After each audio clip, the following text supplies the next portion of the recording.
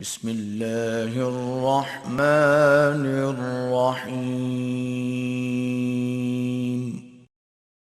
تمام سامعین اور ناظرین کو میری طرف سے السلام علیکم۔ ناظرین، آج کی معلومات امارات اندلس کے تیسرے حکمران حکم بن ہشام کے متعلق ہیں۔ ناظرین، حکم بن ہشام بن عبد الرحمن اندلس کا مشہور ترین شہزادہ تھا۔ وہ 771 عیسوی میں قرطبہ میں پیدا ہوا۔ اس نے 25 سال کی عمر میں اقتدار سنبھالا۔ حکم وہ پہلا شخص تھا جس نے اندلس میں بادشاہ کی عظمت کا مظاہرہ کیا اور سب سے پہلے اسلامی شاہی دربار قائم کیا۔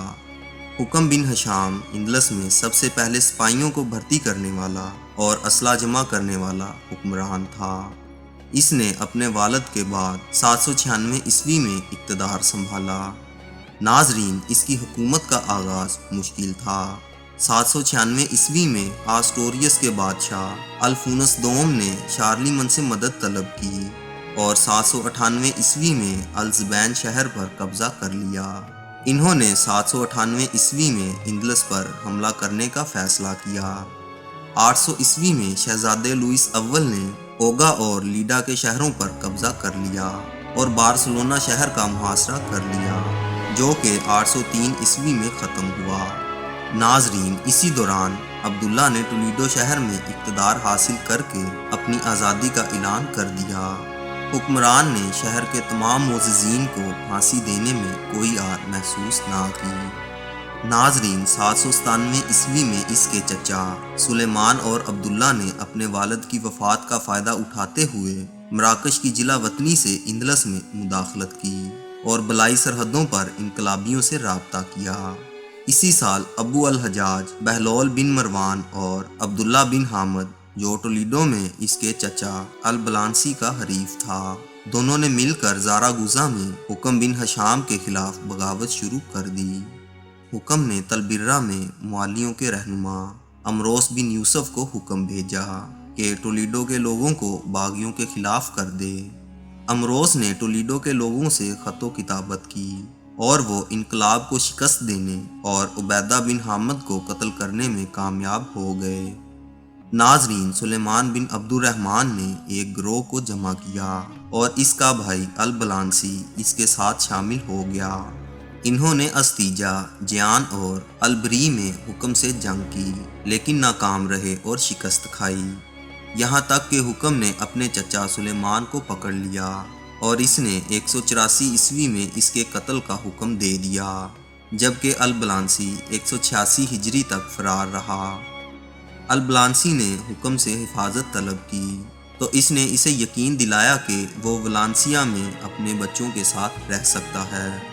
ناظرین، اپنی حکمرانی کے دوران اس نے دریائے گواڈ الکویر کے جنوبی کنارے پر الرباد کے مضافاتی علاقے میں فقہ کی قیادت میں 2 بغاوتوں کا خاتمہ کیا۔ اس نے مضافاتی علاقے کے مکینوں کو جہاز پر جلا وطن کر کے سزا دی۔ ناظرین، 809 عیسوی میں لوئس دی پیوس کی فوج نے تورتوسا پر حملہ کیا اور اس کا محاصرہ کر لیا۔ حکم نے اپنے بیٹے عبد الرحمن کی قیادت میں ایک فوج بھیجی جس نے لوئس کی فوج کو شکست دی اور تورتوسا کا محاصرہ توڑ دیا۔ 810 عیسوی میں آسٹوریس کے بادشاہ الفانسو دوم نے قلعہ میریا اور الزبن پر حملہ کیا۔ اس نے البا اور قلعے فتح کیے اور مال غنیمت لے کر واپس چلا گیا۔ 196 ہجری میں حکم نے اپنے چچا عبداللہ البلانسی کی قیادت میں قسطنطنیہ پر حملہ کرنے کے لیے ایک لشکر روانہ کیا۔ اس نے بارسلونا پر حملہ کیا لیکن فتح یاب نہ ہو سکا۔ ناظرین، حکم نے اپنے سپہ سالار عبد الکریم بن عبد الولید کو بھی 816 عیسوی میں ایک لشکر دے کر گلیسیا پر حملہ کرنے کے لیے بھیجا۔ اس نے کچھ لڑائیاں لڑیں جن سے وہ مال غنیمت سے لدا ہوا واپس آیا۔ ناظرین، حکم وہ پہلا شخص تھا جس نے اندلس میں بادشاہی کی شان و شوکت ظاہر کی، اس لیے اس کے پاس وفاداروں اور درباریوں کی ایک بڑی تعداد تھی۔ اس کے دور میں معاشی حالات میں بہت ترقی ہوئی۔ اس کے دور میں قرطبہ اور اس کے مضافات میں جمع ہونے والی رقم تقریباً 110,000 دینار تھی۔ 199 ہجری میں جب اندلس کے شمالی علاقوں میں شدید خشک سالی آئی تو حکم نے مصیبت زدہ لوگوں کو امداد فراہم کرنے میں پہل کی اور کمزوروں اور ضرورت مندوں میں خیرات اور رقم تقسیم کی۔ ناظرین، الرباط کی جنگ کے بعد حکم بن ہشام 4 سال تک بیمار رہا۔ 822 عیسوی میں جب اس کی بیماری شدید ہو گئی تو اس نے اپنے بیٹے عبد الرحمن اور اس کے بعد اپنے بیٹے المغیرہ بن حکم کو عہد وصیت کی اور حکم دیا کہ ان سے بیعت لی جائے گی۔ ناظرین، حکم کی وفات 21 مئی 822 عیسوی کو ہوئی اور اس کے بیٹے عبد الرحمن نے اس کی نماز جنازہ پڑھائی۔ ناظرین، اس کی تدفین قطبہ کے محل میں کی گئی۔ ناظرین، اب اسی امید کے ساتھ اجازت چاہوں گا کہ آپ کو ہماری آج کی معلوماتی ویڈیو پسند آئی ہوگی۔ انشاءاللہ ملتے ہیں بہت جلد ایک نئی معلوماتی ویڈیو کے ساتھ۔ اللہ آپ کا حامی و ناصر۔